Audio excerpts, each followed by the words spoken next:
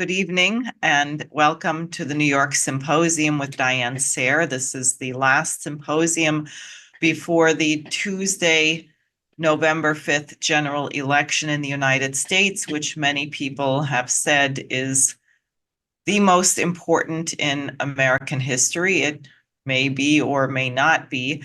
Unfortunately, the quality of candidates is such that I don't think we necessarily can expect a brilliant move in a statesman-like way, as Lyndon LaRouche would have done, from our choices for president. However, it is clear that if Dick Cheney, otherwise known as Kamala Harris, comes back into the White House, then we really are in deep, deep trouble, given what Donald Trump has had to say about nuclear war, given his commitment with Robert Kennedy Jr. to release the Kennedy files. There is perhaps hope that under a Trump presidency, we would have freedom of speech to fight the policies on which he is wrong and to get the neocons out from around him who are really hell-bent on having a war with Iran or worse. So that being said, the escalation internationally on the war drive and also the alternatives, the BRICS conference, which is now the 5 original members plus, I think it's 5 or 4 plus another 13 nations, brings us up to 22 nations in the BRICS or partners of the BRICS, which is about 57% of the world's population currently. That's certainly greater. 4.7 billion people is far greater than the American population, which is about 330 million. Yet the Biden administration and the ghouls that run that administration seem to think that they can dictate the rules-based order to the world. Now, Scott Ritter was on the International Peace Coalition call today, and he said that in terms of the Ukraine-Russia situation, it's extremely dangerous now, particularly because Russia has definitively won the war. And he said if the West tries to cling to a narrative that Ukraine could still win, that Ukraine has won, or that they don't just have to accede to certain of the demands of Russia, that you will get a real danger of a nuclear war because of that delusion. In the Southwest Asia theater, Israel attempted to launch a strike back at Iran. That didn't go so well. Iran is now equipped not only with their own ballistic missile defense systems, but a lot of advanced equipment from Russia. Will Israel escalate? Would they use a nuclear bomb on Iran? I don't know. I hope not. But they continue to commit absolutely hideous atrocities in Gaza, including now voting in the Knesset to outlaw the UNRWA, the UN Relief and Works Agency. And in the West Bank today, apparently they took bulldozers to that facility. And in northern Gaza, they intend to simply starve people into submission. Earlier today, I heard a lecture, if you will call it that, a report from Dr. Mark Perlmutter, who has been in Gaza at the European hospital there. And what he described was absolutely a horror. And the fact that, as he put it, 90% of his patients were children. The conditions are such between the bombing. He asserted that there must be at least 200,000 Palestinian dead because we don't know who is under the rubble, because the machinery that could move that rubble, the fuel to operate that machinery, has not been allowed in. And there is no soap, no antibiotics, no anesthesia. He said actually in many cases, the wounds, they wanted to have maggots in the wounds to actually clean out the infection. So imagine that kind of conditions, like medieval dark age conditions. He showed photographs of 2 children who had been hit by snipers both in the head and in the chest, something that when I was on the radio at 3:30 this morning, people denied was occurring. It is occurring. And the United States could stop this in an instant. All Biden has to do is call up Netanyahu and say, cut it out, or we're cutting off all aid, and it would end. But we are not willing to do that. We keep delaying. The United States cynically said, partially in response to the letter from now over 100 medical doctors on the genocide occurring there, that if Israel doesn't change its policy and allow food and medicine and relief into Gaza, that the US will cut off weapons within 30 days. I think that's really disgusting myself. So whatever happens on Tuesday, there will be enormous work to be done. Jose Vega and I absolutely are not stopping. We are going to have to force the needed policy change. And for that reason, I thought it were appropriate for the last symposium before the election to discuss something very important, which is coming up, which is the sesquicentennial, I think that's what it's called, the 250-year anniversary of the American Revolution. Our Declaration was declared 4th of July, 1776. July 4th, 2026 is 250 years since that date. What was that all about? I'd like to answer the question for people in New York who were wondering whether we should actually celebrate the American Revolution or merely commemorate it, why it should not only be celebrated, but why we must return to the principles of our founding. And for that, I've invited my husband and American historian, Chris Sayre, to join me. Later, we'll be joined by Jose Vega and Dennis Speed. So Chris, please go ahead. All right, great. You can hear me. Yeah, just fine. Okay, good. All right. Just get I want to share a screen.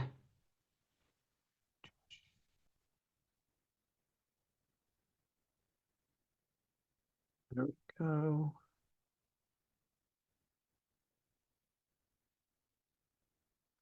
Bear with me for just a second here. Okay.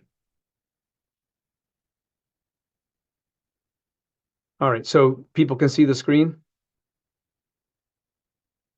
Okay, great. All right. Well, I'm just starting with this painting. This is the painting that depicts the surrender of the British in Yorktown. And I want to talk with people. I mean, first of all, we are coming up to the 250th anniversary of the signing of the Declaration of Independence, the 250th anniversary of the beginning of the intention of our republic. There's going to be a whole series of 250-year celebrations starting in April. For example, April 19th next year, we will be celebrating the shot heard round the world, right? The Battle of Lexington. And I want to get across to people the importance of this, in the sense that this is unfinished business, obviously, by the state of the nation right now. This is unfinished business. Diane's campaign, Jose's campaign, the LaRouche movement, the fight that we have waged to save the republic and to restore the principles that the United States was founded on, and to restore that mission, that is a sacred mission. And everybody listening tonight, and everybody who's been involved with the campaign, everybody who will listen to this later, I want you to take into your heart that in the next months and years ahead, we have a job to do, which is to reawaken this American spirit. Because if you look around the world, I mean, Diane has obviously spoken recently about the BRICS summit in Kazan. This is an incredible thing. If the United States goes back to its actual principled roots as an anti-colonial republic, not perfect, obviously, but the principle of an anti-colonial republic. And that what this painting depicts is that we defeated the British Empire. We defeated the British Empire. Now, that empire came back in different ways, and one could argue that at this point, the British Empire has reestablished itself in the United States. And the way that the United States is acting right now is as if we were the empire that we defeated almost 250 years ago in this painting. So we've got to get that across. Now, just like we're the two-party system right now, the Democrats, the Republicans, the left, the right, it's a nightmare. The truth is not found in either of those two things. The left says the United States is all bad. Everything it did was bad. Genocide.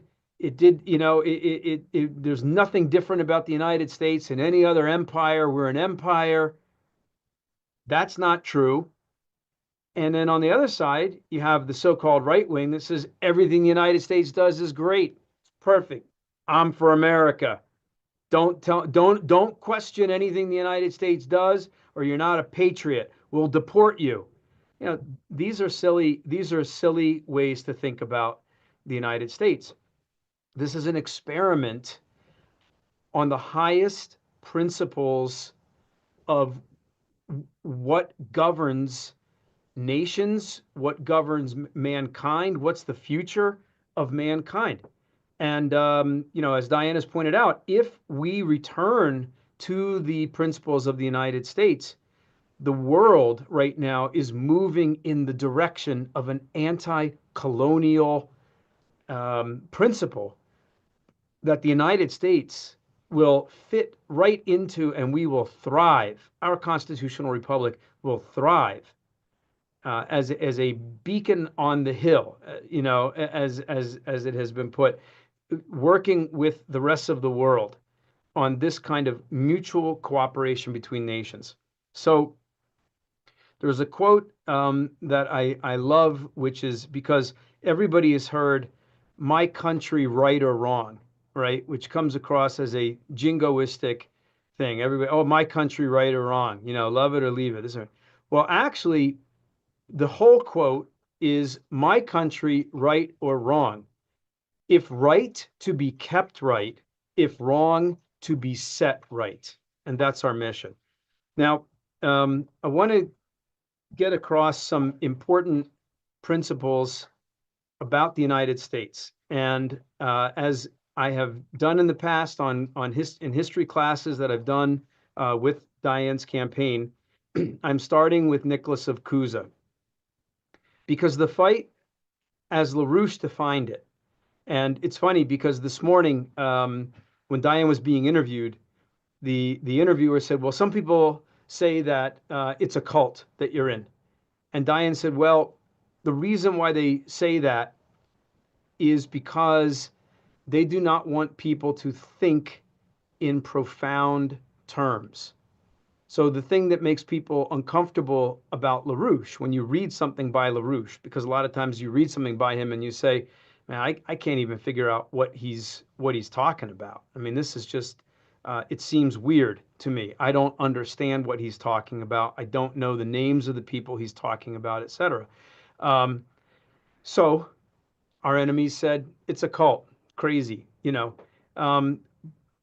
What Diane pointed out in the interview this morning is that's because they don't want Americans to think about profound thoughts. Profound thoughts are what built this nation. You may not be able to tell that now by looking at the current cultural state of affairs in the United States. It is shocking. It is truly shocking how degenerate we have become. But I want to introduce you to Nicholas of Cusa. Now, you may have seen this quote before, but I will bring it out again because this is from 1434. Europe in 1434. It is not exactly the most uplifting period of time for all of mankind in 1434. Yes, we're on the brink of a renaissance, largely because of what Nicholas of Cusa and others do. Da Vinci, Dante Alighieri, a little bit before Cusa. But look at what he says. Hence, since natural law is based on reason, all law is rooted by nature in the reason of man. For since all are by nature free, every governance, whether it consists in a written law or in a living law, in the person of a prince, can only come from the agreement and consent of the subjects. So even if you have a prince or a king implicitly, the only thing that gives them the power of the law is because of the agreement and consent of the subjects. Do you think that kings and princes agreed with that by and large in 1434? I'm not even sure that they agree with it now. In fact, I would argue that they don't agree with it now, and you see the way that people are being treated right now, in terms of they decide to vote for something and people say, it doesn't matter what you vote for, we're going to do this. And then they call it democracy. For if men are by nature equal in power and equally free, the true, properly ordered authority of one common ruler, who is their equal in power, can only be constituted by the election and consent of the others. And law is also established by consent.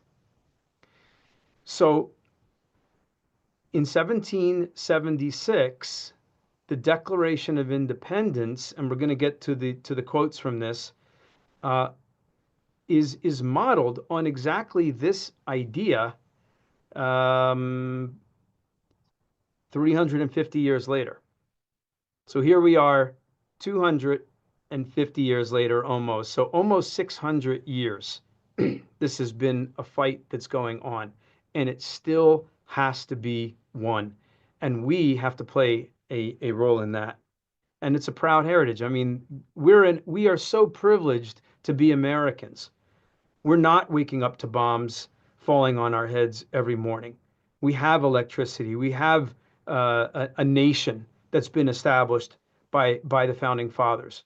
We cannot take that for granted. This has got to be a fight in people's gut that we save this republic. People talk about leaving the country if things get really bad. Where are you going to go? You know, we've got to save this republic. Everyone who signed onto that Declaration of Independence paid a price for it.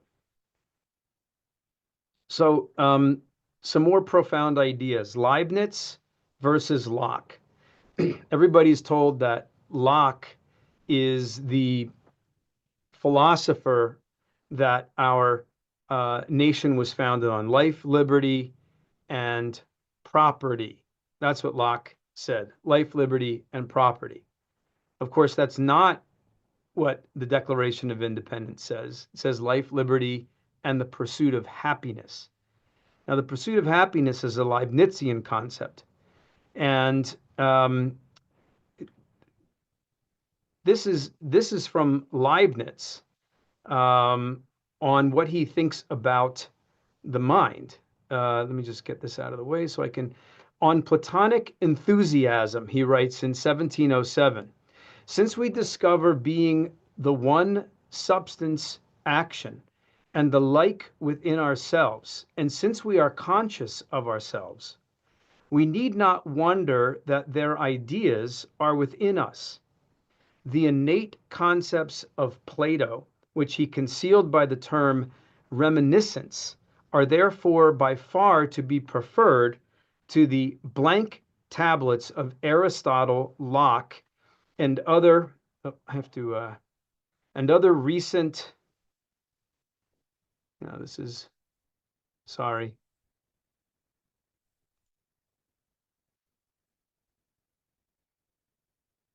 And other recent, I can't see it.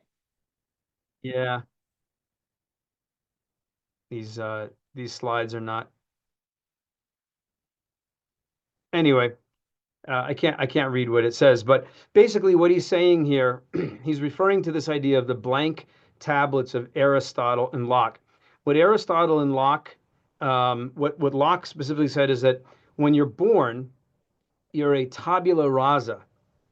In other words, you have nothing in your consciousness, in your soul, that would differentiate you basically from an animal. And the only way that you learn is through sense perception. You walk around, you get things through sense perception, and that's how you learn. Now Leibniz says no, that there are innate concepts that are already pre-established in a human being, a sense of justice, and that reminiscence is that as you develop, you remember those innate concepts. So it's a very beautiful idea. Um, Now, what Locke says in his essay concerning human understanding is it's a bestial conception. He basically says that human beings are essentially just beasts. He says the knowledge of the existence of any other thing we can have only by sensation, for there being no necessary connection of real existence with any idea a man hath in his memory, but only when by actual operating upon him it makes itself perceived by him.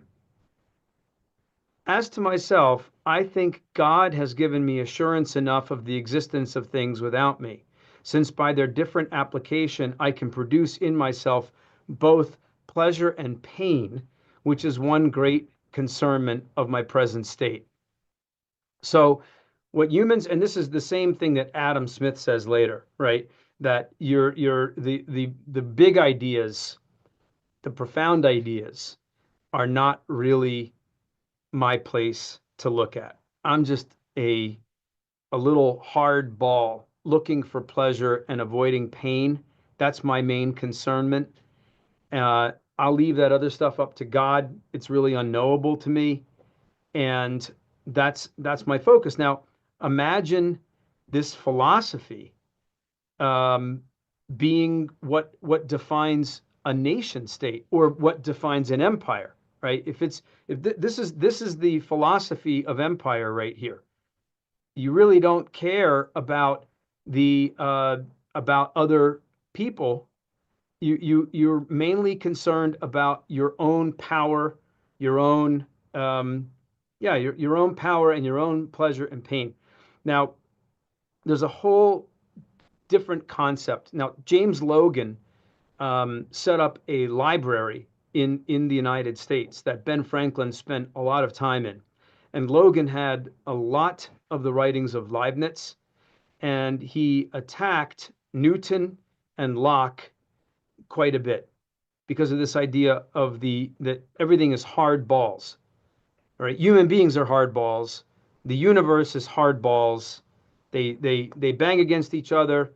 Um, you have government in order to basically keep people in line so that one doesn't hurt the other. This kind of thing. This is not human. This is not human, and this is not what you build a nation state on. Ben Franklin, he was famous for saying, if you don't want to pay taxes to the nation, I mean, here's a guy who set up public libraries, public schools, the fire department. He said, if you don't want to pay taxes to pay for civilization, then go out and live in the woods. But there's a principle of the general welfare, which we will see in the Constitution later. There's a principle of the general welfare of the nation. And we have really lost that in the United States. So Franklin is a philosopher, a scientist, a statesman, a diplomat, he's really a hero in the creation of the United States, and people should read biographies of Franklin. They should get to know his work. Some of the we did a thing, a past history discussion, which you can find on Diane's website, of how Franklin was organizing networks in Europe, in Russia, in France, and other places to for the successful completion of the American Revolution, for the successful revolution in the United States, and organizing scientific minds, organizing like-minded people around the world to make sure the United States was successful as a republic. Now, I want to look at two documents. One is and in a sense, these are the most important things in terms of the Declaration of Independence, and then in terms of the Constitution. The preamble of each of those. The other parts of them are details, but the preamble, it's something that people should memorize. Young children in school should memorize these things, because these are the principles that our nation is supposed to represent. And I think one of the problems is that people have become cynical. They say, oh, yeah, sure, that's what it's supposed to represent, but it never really represented that, and it never really will represent that. That's up to us. That's up to us, because you have to realize that people withstood torture. People lost their lives in the revolution to create this republic. It's up to us whether these principles and these ideas are what the United States represents. That's our job as citizens. So the Congress, July 4th, 1776, unanimously adopts, the 13 colonies unanimously adopts this. And this was a huge fight in itself. And I want to, I don't know if people can see. Yeah, you can see me, right? Not just the screen.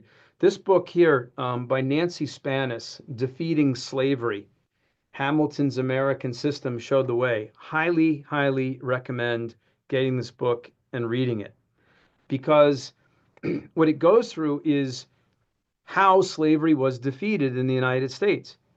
Now, so the United States was obviously not perfect. We had slavery. We've done some history presentations in the past about the British, particularly John Locke and Lord Ashbury, who was his employer, and how they brought slavery from Barbados into the United States, into the colonies, as a evil seed of empire into the United States that we had to rid ourselves of as part of the process of crushing the evil of the British Empire system. But I would ask you to consider the profundity of this Declaration of Independence. When in the course of human events it becomes necessary for one people to dissolve the political bands which have connected them with another, and to assume among the powers of the earth the separate and equal station to which the laws of nature and of nature's God entitle them. A decent respect to the opinions of mankind requires that they should declare the causes which impel them to the separation. This is no light thing. We have to declare the causes. We hold these truths to be self-evident, that all men are created equal, that they are endowed by their Creator with certain unalienable rights, that among these are life, liberty, and the pursuit of happiness, that to secure these rights, governments are instituted among men, deriving their just powers from the consent of the governed, going back to Cusa 350 years ago. Couldn't establish that in Europe, but we're now establishing it 350 years later in the United States Republic. And of course, in 1776, we are just at the beginning of the revolution, just at the beginning. That whenever any form of government becomes destructive to these ends, it is the right of the people to alter or to abolish it, and to institute new government, laying its foundation on such principles and organizing its powers in such form as to them shall seem most likely to affect their safety and happiness. So that's why we organize government. We must organize it in such a form as will seem most likely to affect our safety and our happiness. So this is, of course, July 4th, 1776. And we're going to, I think over the next period ahead, we should look at the whole American Revolution, because when this is read by, I think George Washington reads it himself in New York City to the troops. This sends a kind of hopefulness to the American troops. This is serious. This is serious. They've come down from Boston. They have successfully gotten arms from the British Fort Ticonderoga by Knox. This is an amazing story, which we'll have to go through in some detail. We did go through some of this in there was a class that we did around Christmas, around the crossing of the Delaware and what led up to that. But Knox brings these weapons across in the snow into Boston, and we get them up on a hill. And when the British wake up that morning in the harbor, they see these weapons turned on their ships, and they're forced out. And they come down to New York, and Washington gets down to New York from Boston with the troops, and the battles begin. And one of the first things that's done is the reading of this Declaration of Independence. And then we go through a series of defeats, one after the next, in Long Island, in Brooklyn, in Manhattan. And Washington has the military genius to withdraw. And as he withdraws, because he knows if the troops are defeated, that's it. But as long as he can strategically withdraw and bring the British further into the United States, then we can hit the British at the point where we can secure a victory, which, of course, people know, we do in the Battle of Trenton in December, right into Christmas, December of 1776, 5 months, 6 months after. 5 months after the Declaration of Independence. So I want to now go to, so we win the revolution. That is a story that has got to be told, and people need to study the American Revolution. This is like I would take this 250th anniversary as a complete opportunity that we can now immerse ourselves in the history of the American Revolution and the creation of this republic, and get young people excited about it and really make this a mission. So we win the revolution. There's a lot in between that Washington goes through. And here is the Constitutional Convention in Philadelphia. And there's Washington holding the Constitution. There's Ben Franklin sitting way to the left. And the story is when he first got in there was a sun on the back of a chair. And he said, well, when we first got here in May, I didn't know whether the sun was setting or rising, but now that we have written this Constitution, I know that the sun is rising on our republic. And he said, I don't know that this is the best constitution that we could have written, but I also don't know that it isn't. And it must be ratified. And so there's a whole battle that goes on getting the states to ratify the Constitution over the next year into 1788. And this Constitution is ratified, and that's a battle which is won, and we create this republic. So I just want to read through the beginning of the Constitution, which also echoes the Declaration of Independence, because these are the two defining documents of our nation. We, the people of the United States, in order to form a more perfect union, establish justice, ensure domestic tranquility, provide for the common defense, promote the general welfare, and secure the blessings of liberty to ourselves and our posterity, do ordain and establish this Constitution for the United States of America. So I will leave it at that to begin with, and just point out that this idea and this preamble is so completely different than the concept of Locke and Newton and hard balls hitting each other. And we agree, you don't step on me and I don't step on you. And I want to get as much pleasure and avoid as much pain. That's not what a republic is based on. What a republic is based on is for ourselves. And that's what we created this republic for. So I understand Dennis is now on. So that's what I wanted to present, just as an opening up to what I think is going to be an exciting period of people learning history, our history as Americans. Great, thanks. And if Chris, you are able to stop the screen share, Dennis also can join us. Yep. I think, Dennis, are you there? And you're muted.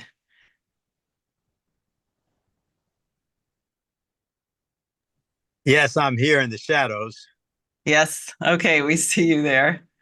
of the shadows of history, I suppose.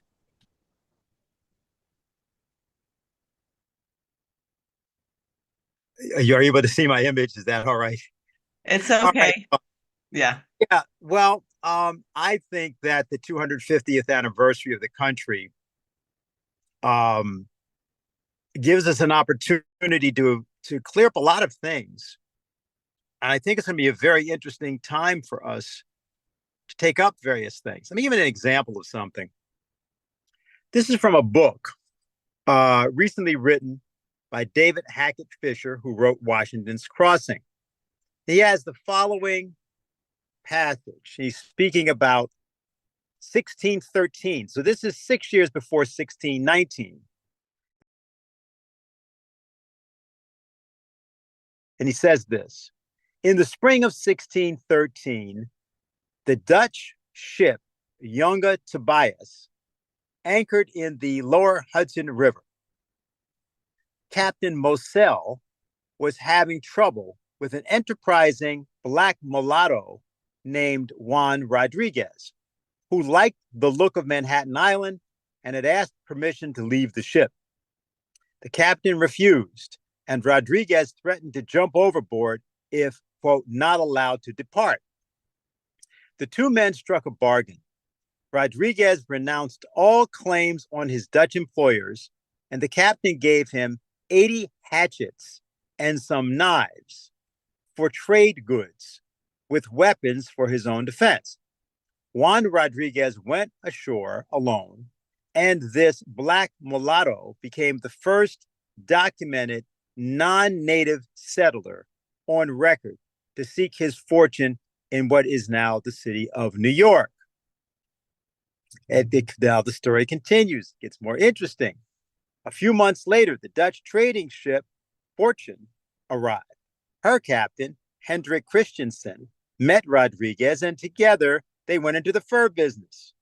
The two of them were doing well when Captain Moselle returned with a sinister Dutch official named Hans Huntum. They were not pleased to find a former associate making money with a rival and told him that he was bound to their service. Rodriguez insisted that he was a free man. They called him a black rascal and tried to enslave him. Rodriguez fought for his freedom, suffered a serious wound, and was rescued by Manhattan Indians. They drove off his attackers and helped him recover. He remained on the island, married an Indian wife, fathered a family, and built a successful business in bear skins and beaver pelts. Several scholars have called him Manhattan's first merchant. And there you have it.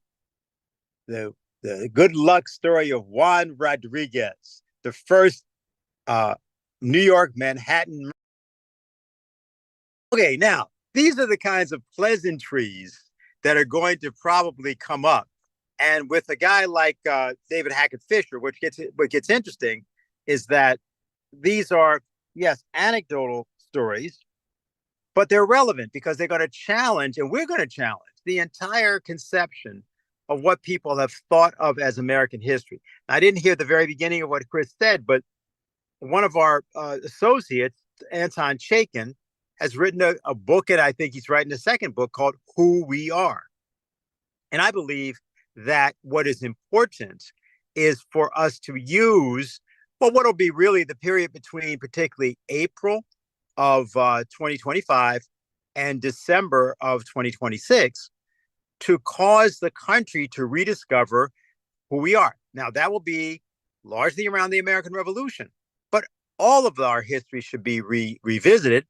The history around Lincoln, the history around John Quincy Adams, for example, and many other areas of history, because there's a tremendous amount of original research that could still be done, and many different original resources and sources to be read.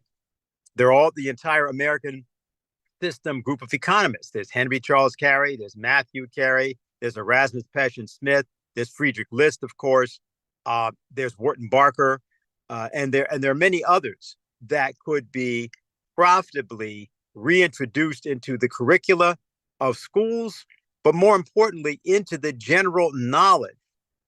For example, William McKinley is being discussed, but not very well.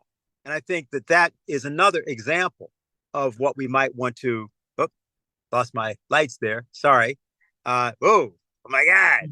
Everything is gone black. It's no problem. He's using the image, so go right ahead. Oh, okay. Beautiful. Yeah. All right. So the Republic is saved.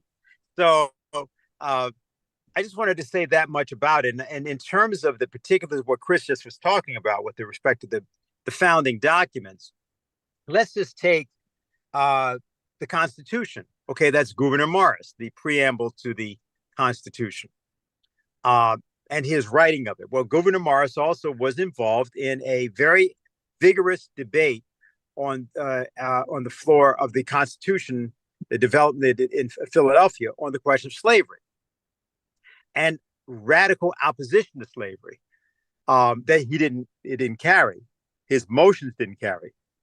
But the struggle of John Jay, Gouverneur Morris, Alexander Hamilton, and others in New York in particular, to try to address that matter is an important story, not because of this issue of slavery, but because of the question of the future of the nation. Let's remember that Thomas Jefferson's discussion of the Northwest Ordinance was that slavery would not be extended to those territories. And so there's a much more complex, much richer, much more important set of matters that we can take up. And I think they're very important for us just to consider as a whole. So I'll stop there, Chris. I think that's probably the most important of the comments I'd like to make, other than one final note on culture. Those who were at the event that happened last Saturday may have noticed that we had a new composition, My Country 'Tis of Thee, finished by Fred Haight, one of our associates, who was in a dialogue with Antonin Dvorak, the composer who came to America in 1892, was here for 3 years, and sought to establish, and I think did, the basis for classical composition to be advanced. Wasn't simply that it was going to be reproduced in the United States, it was supposed to be advanced internationally. And I think this is another area where we may find that more work will uncover more surprises, including in areas that people would be surprised to find American contributions.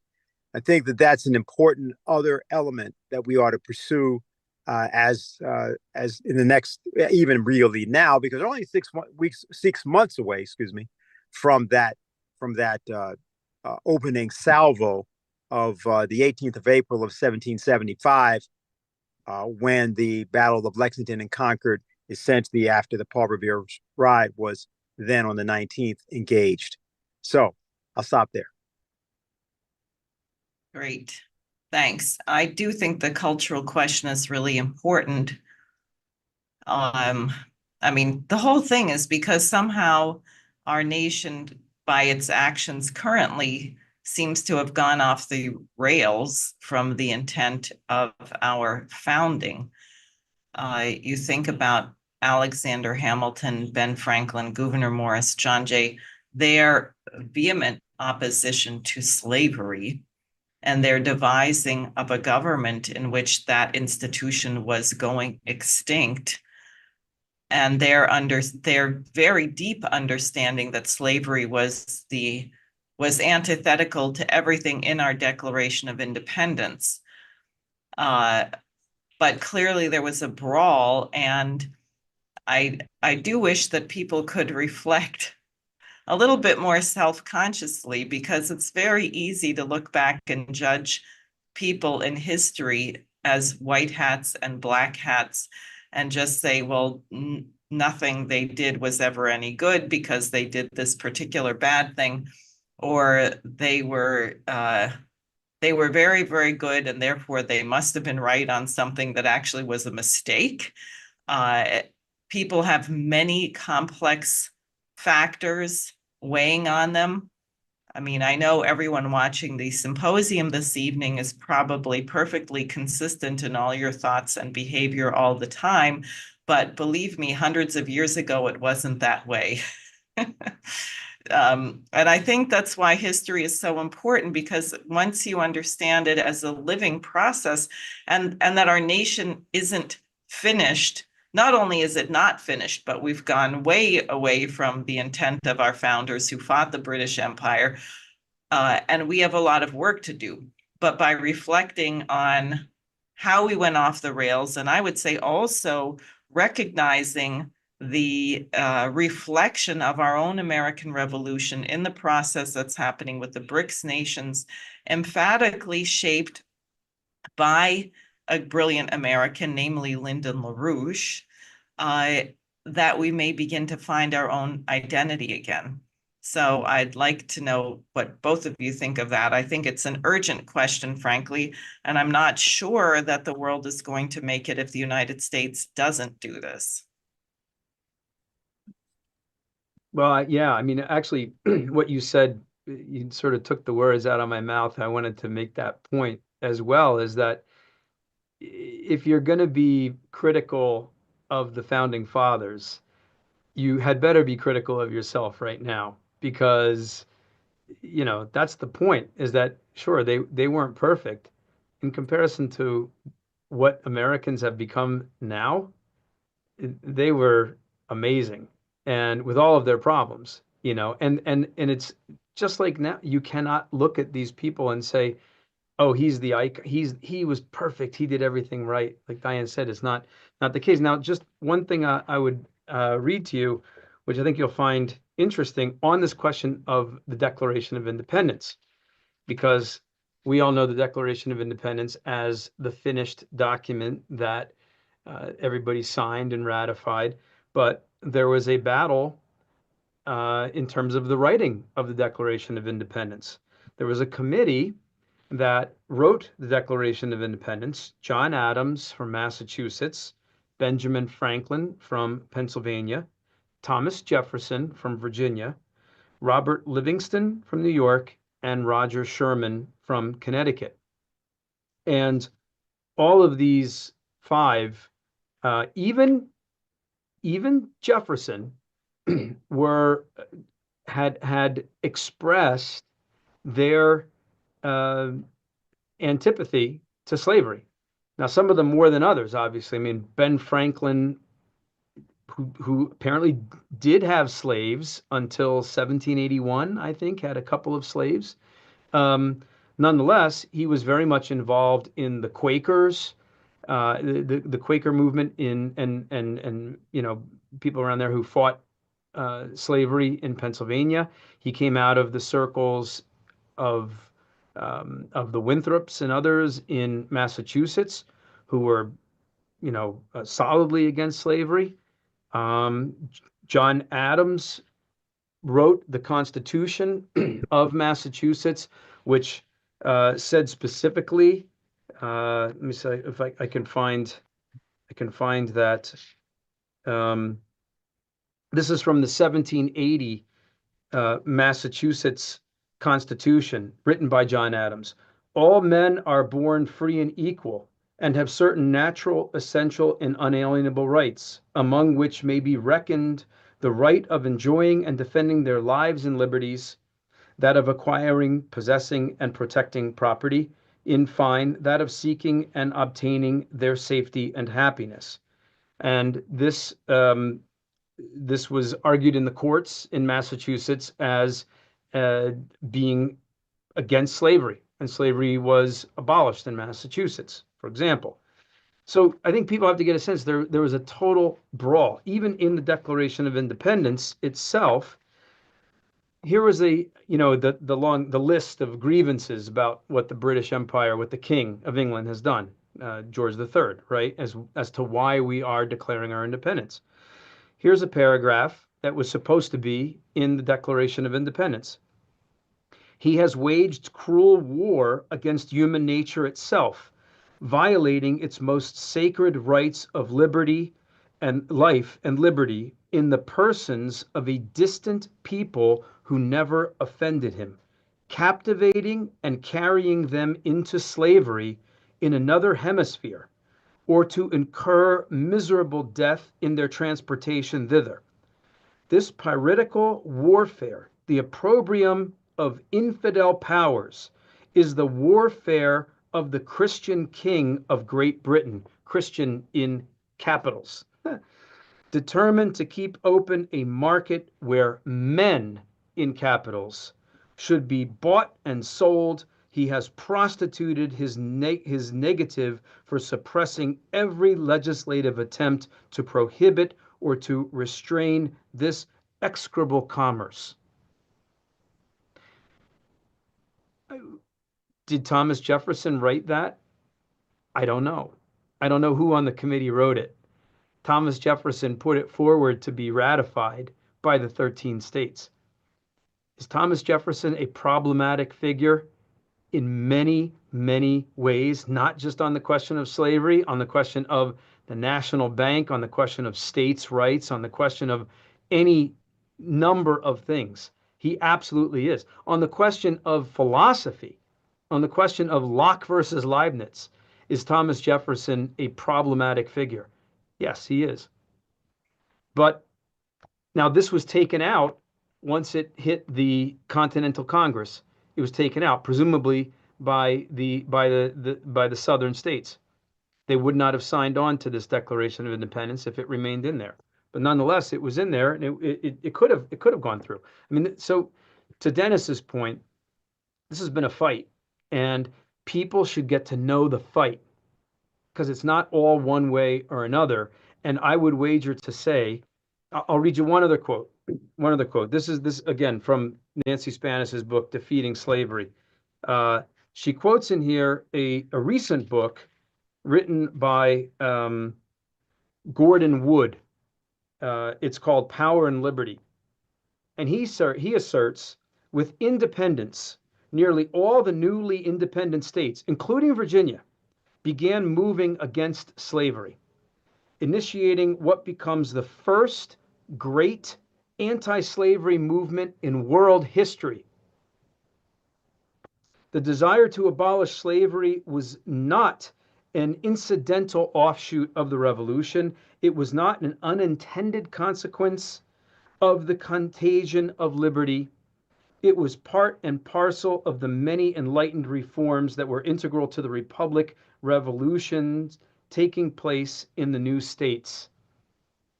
And Nancy makes the point that within the first 15 years, you had six states completely outlaw slavery, and the rest is going to be a battle. It's a battle.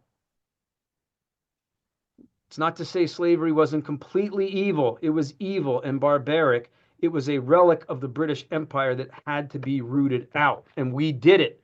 And the fact that this guy points out this was the first great anti-slavery movement in world history, the defeat of the British Empire and those principles, that's something to be very proud of, that Americans should be proud of. And the question is, will we continue liberating mankind from all kinds of slavery on the planet right now? Slavery and genocide, for example, genocide of the most barbaric type, which is going on with our tax dollars right now. So, as we judge the founding fathers, let us judge ourselves and see where we stand on the battlefield of humanity. Dennis? I'd like to add just this. The figure Lyndon LaRouche has been called by many anti-Semitic, racist, extremist, various things. Now, those of us who knew him know that there was nothing that you could find that would in any way justify that viewpoint, yet it is widely held. The importance of this is that if that can happen with a completely contemporary figure who wrote more than perhaps any other American involved in politics in that way,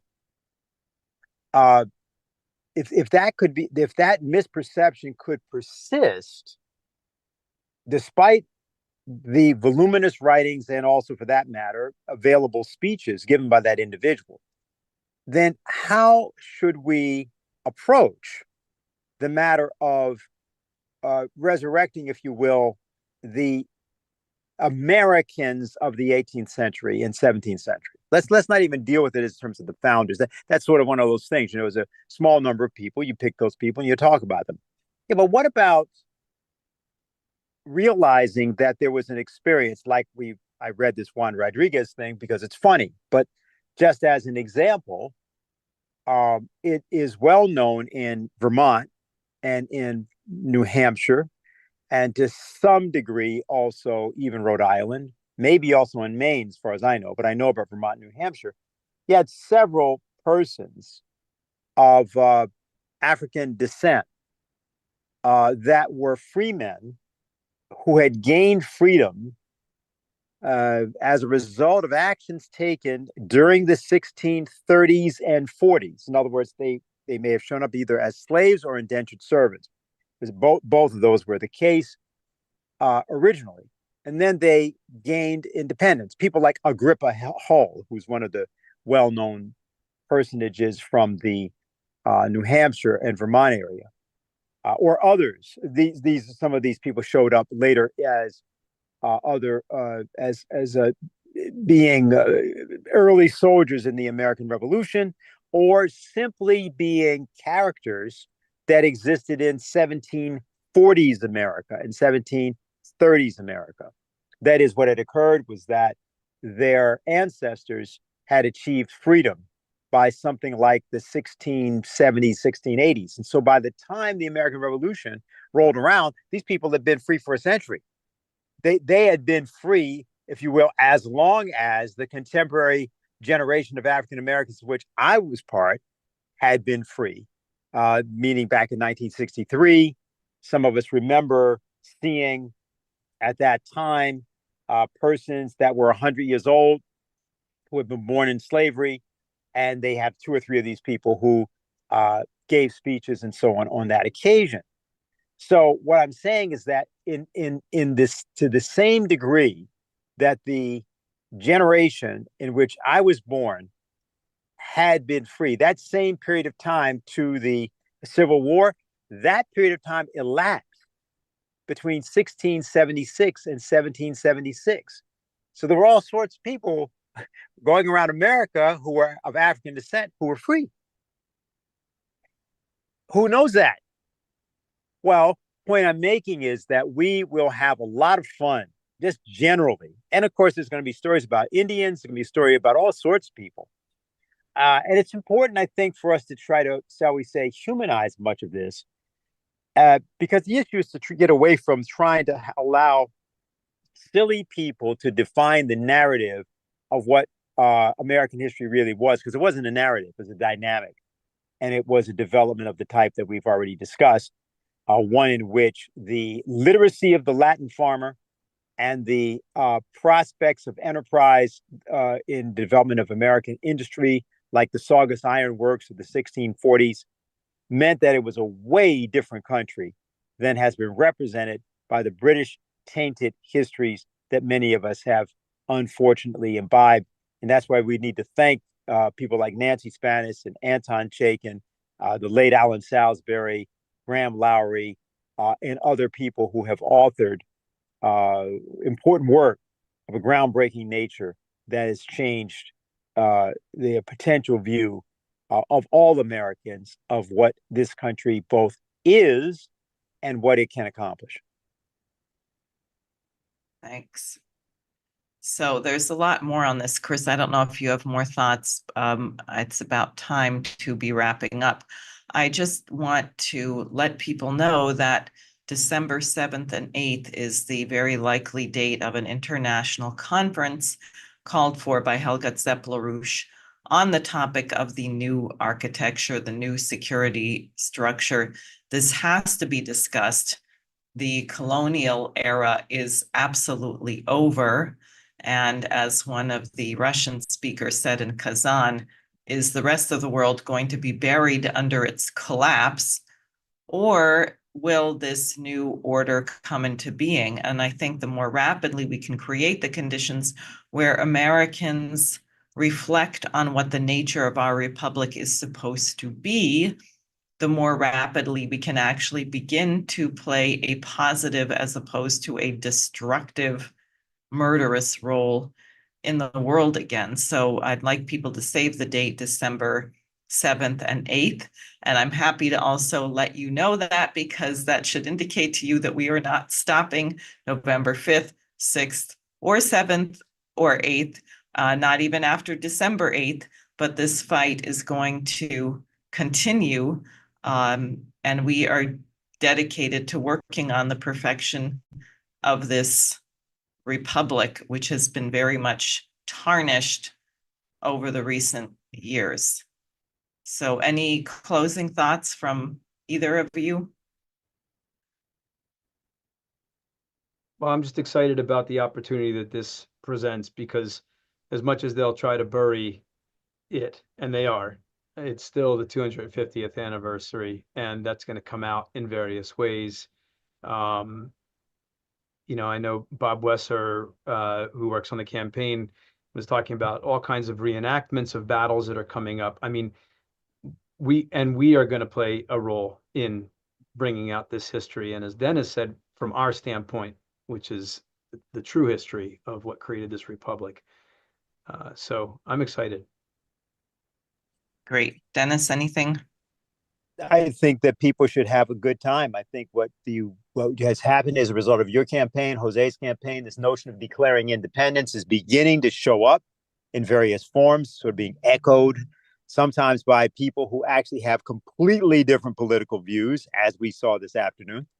But it's being echoed because it's something that sits upon the throne of people's soul. The country is a different identity. People really are American, and they don't really have firm ideological constraints, though they may act like that. And I think we're going to find that the more fun we have, the coming up with these sort of peculiar stories that, tell you everything you need to know. It's sort of like those American yarns like John Bunyan or Washington Irving's Legend of Sleepy Hollow, that whole sort of tradition of tales and telling those kinds of tales. It's a sort of tradition that echoes all over the place, even in things like Donald Trump's garbage truck story. It's an American trait, right? So anyway, this is what I think. I think people should think about having fun with this, finding anomalies, finding situations which the history is completely rife with, all sorts of things.